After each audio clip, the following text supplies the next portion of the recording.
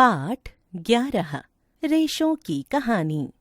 क्या आपने कभी यह जानने का प्रयास किया कि प्राचीन काल में लोग पहनने के लिए किस सामग्री का उपयोग किया करते थे? प्रारंभ में लोग वृक्षों की छाल, बड़ी बड़ी पत्तियों अथवा जंतुओं के चर्म से अपने शरीर को ढकते थे। कृषि समुदाय में बसना आरंभ करने के पश्चात लोगों ने पतली पतली टहनियों तथा घास बुनकर चटाइयाँ, डलियाँ, टोकरियां आदि बनाना सीखा। लताओं, जंतुओं की ऊन अथवा बालों को आपस में ऐंठन देकर लंबी लड़ियां बनाई।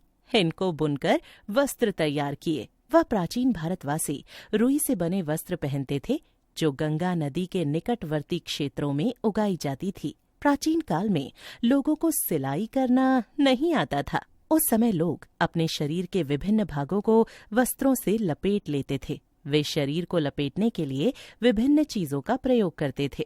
सिलाई के सुई के आविष्कार के साथ लोगों ने वस्त्रों की सिलाई करके पहनने के कपड़े तैयार किए। इस आविष्कार के पश्चात सिले कपड़ों में बहुत सी विभिन्नताएं आ गई हैं। परंतु क्या यह आश्चर्यजनक बात नहीं है कि आज भी बिना सिले वस्त्रों के रूप में साड़ियों, धोतियों, लुंगियों अथवा पगड़ियों का उपयोग किया जाता है? जिस प्रकार हमारे देश में भोजन में अत्यधिक विविधता देखने को मिलती है, ठीक उसी प्रकार वस्त्रों एवं पहनने की वस्तुओं में भी विविधता पाई जाती है। भेड़, बकरी, याक और अन्य जंतुओं से ऊन प्राप्त की जाती है। ऊन प्रदान करने वाले इन जंतुओं के शरीर बालों की मोटी परत से ढके होते हैं। बालों के बीच अधिक मात्रा में वायु आसानी से भर जाती है। वायु ऊष्मा की कुचालक है, इसलिए ये बाल इन जंतुओं को गर्म रखते हैं।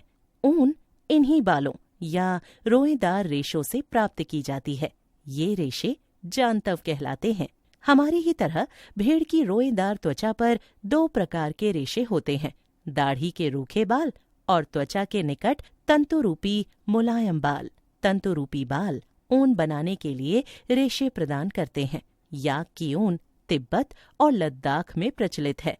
बकरी के बालों से भी ऊन प्राप्त की जाती है। अंगोरा ऊन अंगोरा नस्ल की बकरियों से प्राप्त की जाती है, जो जम्मू एवं कश्मीर के पहाड़ी क्षेत्रों में पाई जाती है।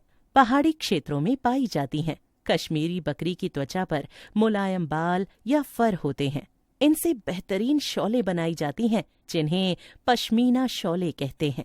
यदि हम जम्मू और कश्मीर, हिमाचल प्रदेश, उत्तराखंड, अरुणाचल प्रदेश और सिक्किम के पहाड़ी क्षेत्रों अथवा हरियाणा, पंजाब, राजस्थान और गुजरात के मैदानों की यात्रा करें तो भेड़ों के झुंड चरते हुए देख सकते हैं। भेड़ शाकाहारी होती हैं और वे घास तथा पत्तियां पसंद करती हैं। भेड़ पालक उन्हें हरे चारे के अतिरिक्त दालें, मक्का, ज्वार, खली, बीजों में से तेल निकाल लेने के बाद बचा पदार्थ भी खिलाते हैं। भेड़ के बालों को त्वचा की पतली परत के साथ शरीर से उतार लिया जाता है। यह प्रक्रिया ऊन की कटाई कहलाती है। सामान्यतः बालों को गर्मी के मौसम में काटा जाता है ताकि भेड़ बालों के सुरक्षात्मक आवरण के न रहने पर भी जीवित रह सकें। इन्हीं ऊनी रेशों को संसाधित करके ऊन का धागा बनाया जाता है। ऊन उतारने के दौरान भेड़ को कोई विशेष कष्ट नहीं होता। ऐसा इसलिए कि उनकी त्वचा की सबसे ऊपरी परत अधिकांशतः मृत कोशिकाओं से बनी होती है। साथ ही भेड़ के बाल फिर से उगाते हैं, जैसे हमारे उगाते हैं। उतारे गए बालों को टंकियों में डालकर अच्छी तरह से धोया जाता है, जिससे उनकी चिकनाई, धूल निकल जाए। यह प्रक्रिया अभिमार्जन कहलाती है। आजकल अभिमार्जन मशीनों द्वारा किया जाता है। अभिमार्जन के बाद छटाई की जाती है। रोमिल अथवा रोएदार बालों को कारखानों में भेज दिया जाता है, जहां विभिन्न गठन वाले बालों को पृथक किया जाता है। बालों में से छोटे छोटे कोमल रेशों को छांट लिया जाता है, जो बर कहलाते हैं। ये वही बर होते हैं जो कभी कभी आपके स्वेटर पर एकत्रित हो जाते हैं।